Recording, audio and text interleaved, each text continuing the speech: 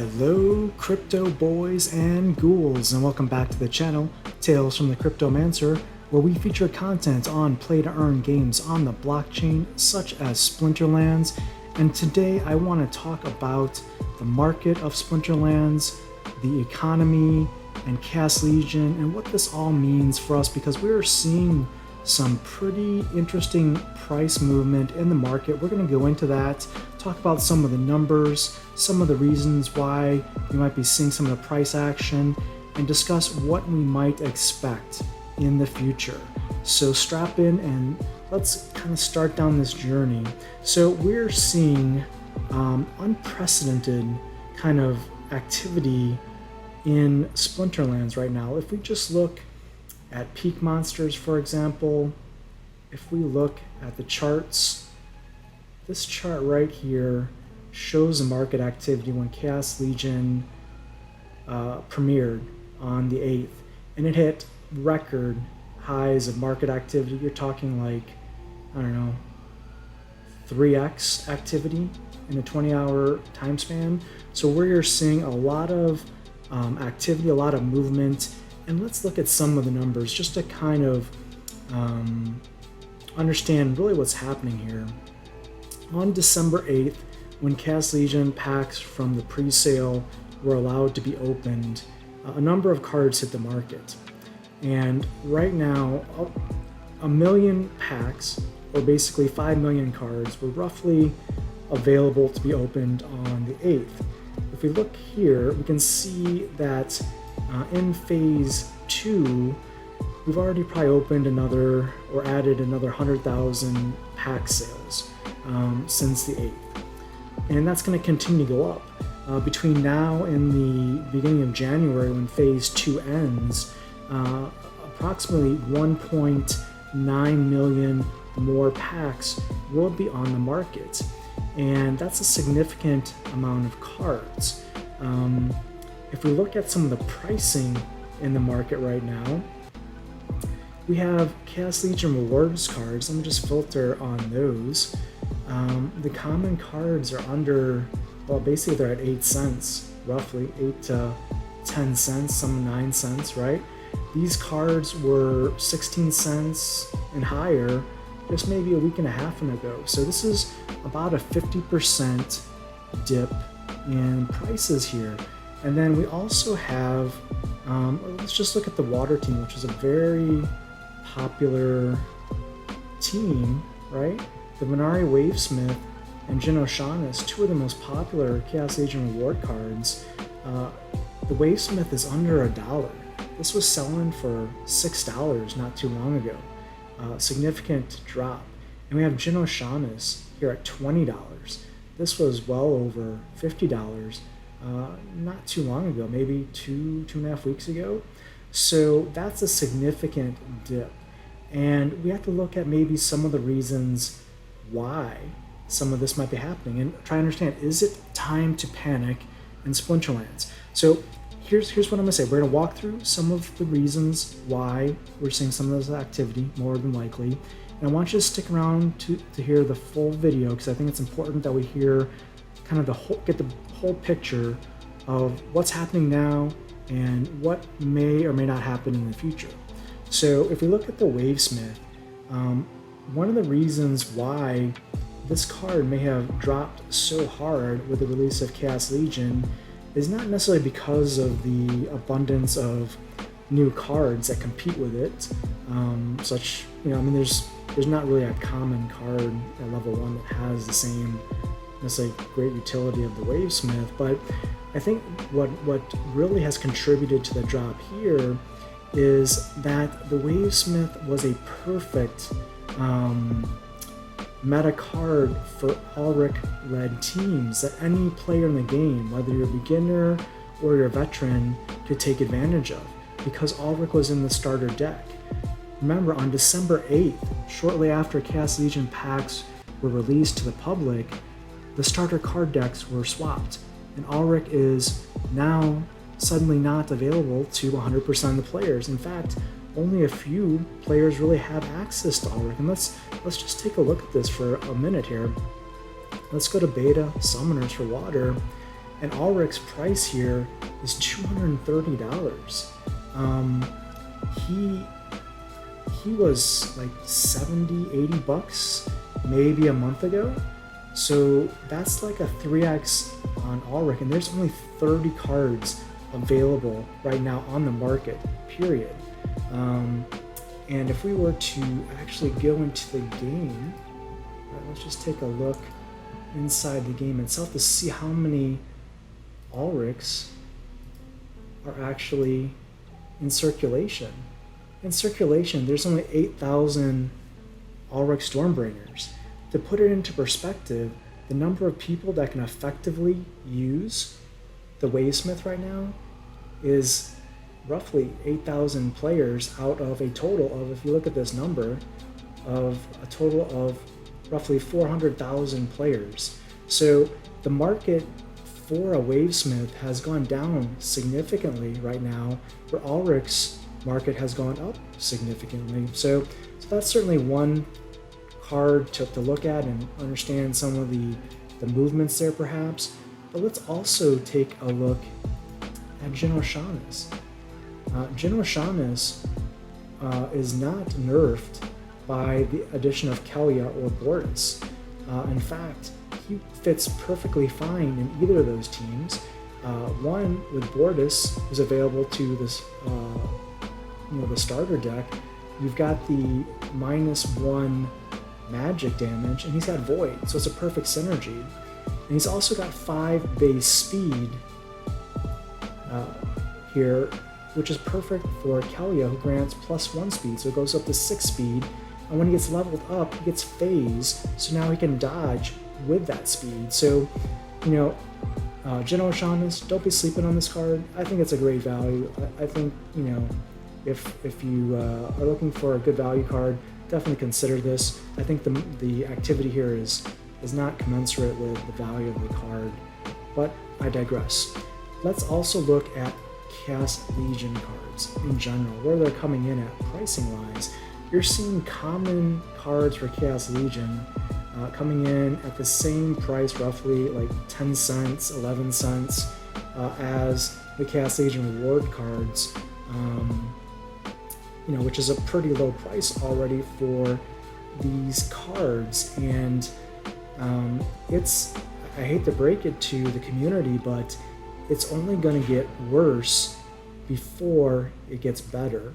And why do I say that? Is because if you look at these numbers again in the shop, there's going to be another 2 million packs, or roughly 2 million packs opened in the next 30 days. And let's say it's 1.9 million packs, and each of those packs has 5 cards. Let's say a majority of those are opened and not hodled and sitting on the sidelines. That's almost $10 million cards hitting the market. Let's look at the market right now. I mean, these common cards, there's 1,500 of these hardy stonefish on the market. Of that roughly 10 million cards that are hitting the market in the next 30 days, there's going to be a lot more hardy stonefishes, so this price is probably not going to increase in the near term. So, as a seller right now of Chaos Legion cards, maybe not looking super great. And if we look at the pricing of the packs via splintercards.io, the rough value right now being calculated on the market prices is $9.32. And let me just refresh this, because I ran this a couple hours ago. Let me see if it's changed at all. Yeah, it went down a penny, so it's $9.31 for a Chaos Legion pack. Still really good value, because in the general sale you should theoretically be able to get them at $4. But let's talk about the general sale. And let's talk about new players. In the general sale, there's going to be 12 million packs released between the bulk sale and the general sale. So 12 million packs, and each pack has 5 cards in it. So in theory, there's going to be another 60 million cards available on the market. So that looks like a lot, and it looks like a lot of downward pressure on prices in the market, perhaps in the near term. So let's look at one other piece of information here. Let's look at probably one of the most interesting pieces of the Chaos Legion. That's Chaos Legion Summoners, right? We're seeing General Sloan selling for $6 roughly, Thaddeus around $6, Kelly around $6.50, Tarsa at $8, and Obsidian at $9. So if we look at General Sloan for $6, you could get a max level gold version, which is level 6, at 60 BCX, roughly $360 right now. More than likely, that price is going to continue to drop. Right now there's 500 General Sloans available in the market. Again, remember, there's going to be 2 million packs open in the next 30 days, and then the general sale is going to open, and then there could be up to another 60 million more. So there's going to be a lot of supply on the market, which honestly is fantastic for new players because you're going to get a chance to get max level cards at affordable prices, in theory, and max level summoners. So you're going to be able to compete in higher level leagues and have higher CP and collection power to climb the ranks potentially for your money, because prior to now, with Untamed being out of print, there was really no way to get cheap, easy CP or summoners. So this is great for new players. But I think what we have to also consider is, in the market, how many players exist today and how many will exist in the future. Well, we can't predict the future necessarily, but if you look at the number of accounts that we have, we're averaging kind of plateaued, and this data is looking at the last 6 months, right? So we can trim it down to the last 3 months to get a little bit more concise, but the average daily players is roughly hovering between maybe peaking at 483, and it's down to 300 the last couple of days, 300 to 350 with Chaos Legion releasing. So let's just generally say we have 400,000 active players, and you hear, wow, all these Chaos Legion cards are going to be available in the market, and man, it's doomsday, it's horrible news. And I would say let's hold the phone there for a second. Let's look at the numbers. Let's say we have 400,000 players, and let's say we don't add any new players between now and March of next year. Let's say we just stay flat and we don't add any players. Let's do the math here. So let's say we have a total of 15 million packs, and they all sell out in the general sale, and everyone opens their packs, and all these cards are available on the market. That's a total of 75 million cards, new Chaos Legion cards, hitting the market. If we divide that by the player base, active player base, 400,000 daily active players, we get roughly, each player could own 187.5 cards. Let's just call it 200 cards, right? That's not a lot. While the number of cards seems like a lot, divided by the number of players, you're basically saying like the average player could possibly hold 200 cards in their collection. And remember, that's before burning.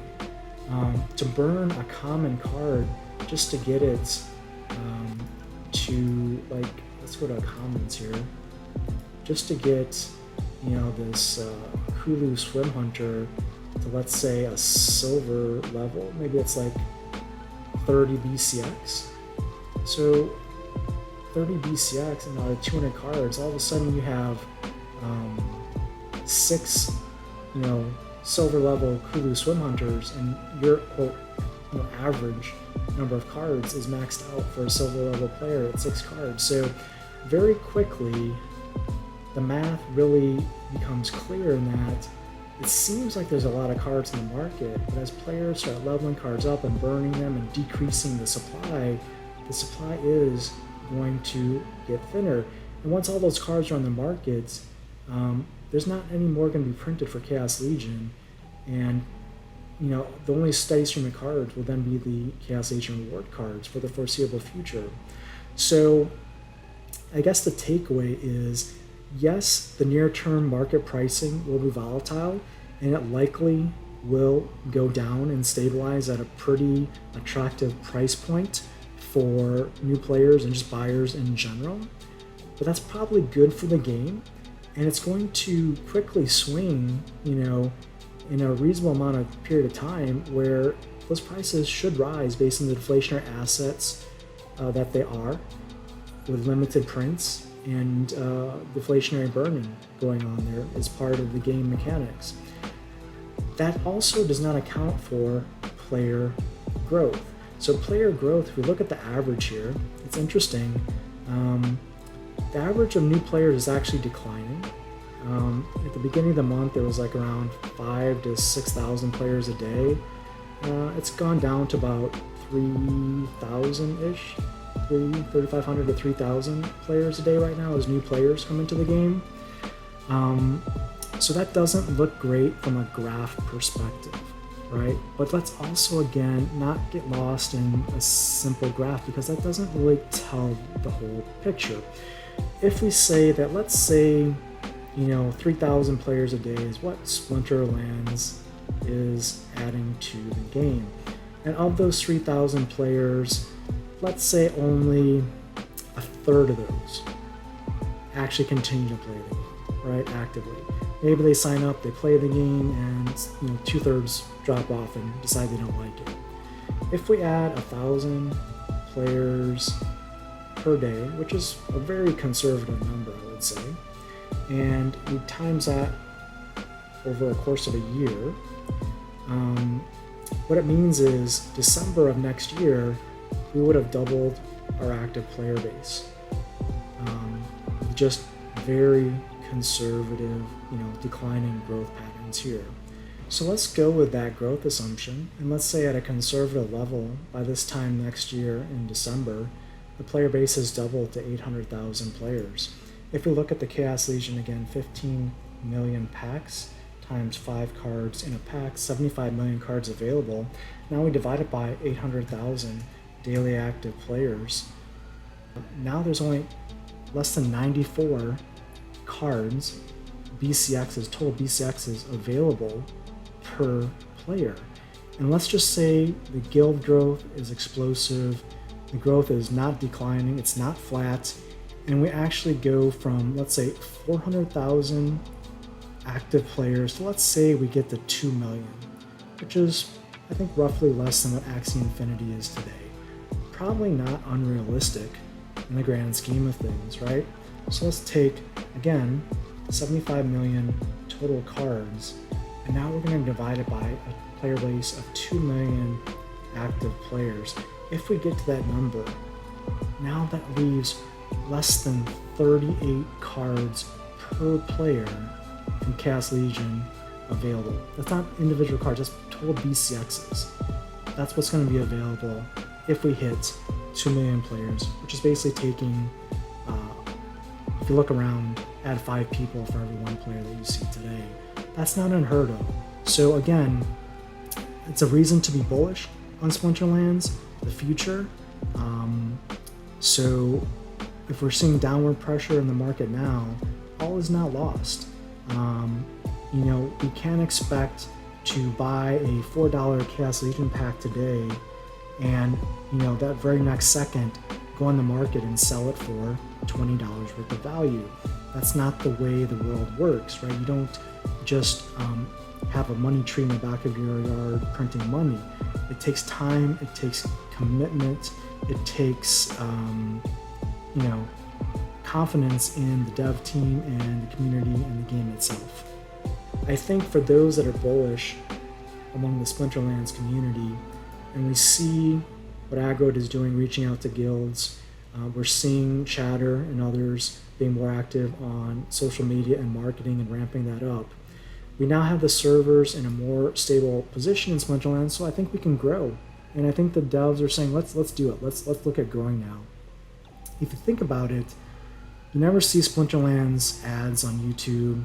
We're not marketed anywhere specifically where, your brother or my sister or any of our friends necessarily can see or know about Splinterlands, right? From a mainstream perspective. We're not showing up on the side of McDonald's Happy Meal, as an example, right? So mainstream awareness of Splinterlands is not there.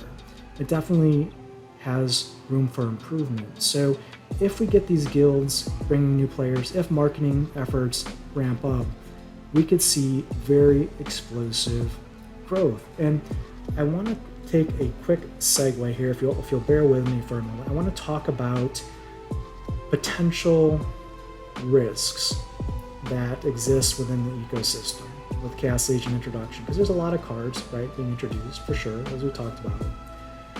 But the way we're going to see explosive growth for long holders of Splinterlands assets is if we continue to see growth in the use of those assets and the growth of the player base, honestly. And there's two concerns that I have personally that I think we as a community and the devs also need to get behind and understand. And one of those is the new player experience is not great, right? So when I say that, I mean, like, if you're playing at the gold level or higher with cards with abilities, multiple abilities, and medium to high level mana caps with varying battle scenario conditions, those are fun and strategic games and very exciting to play and to plan and to watch. If you're playing at the bronze level with starter decks and starter cards with no real abilities and very baseline stats at 12, 13, 14 mana, that's not a very fun and engaging experience. It's kind of like a digital version on the blockchain of rock, paper, scissors, honestly. So I've mentioned this before in one of my previous videos, talking about the bot problem that existed previously. And what I would say is, I really think that the developers should consider opening up a sandbox mode where there's more advanced scenario conditions and cards that are leveled, in a mode that new players can just kick the tires and have fun, and they're not going to earn any DEC, they're not going to get any benefit, but it's basically like a sandbox mode, like a QA server, right, where they can test max level cards and see what all the excitement's about. And they're going to want to get Dr. Blight legendary 11 BCX at max level because that card is awesome, right? They don't get that feeling as a new player, and as such, the stickiness or the ability to retain new players may not be as great as it should be.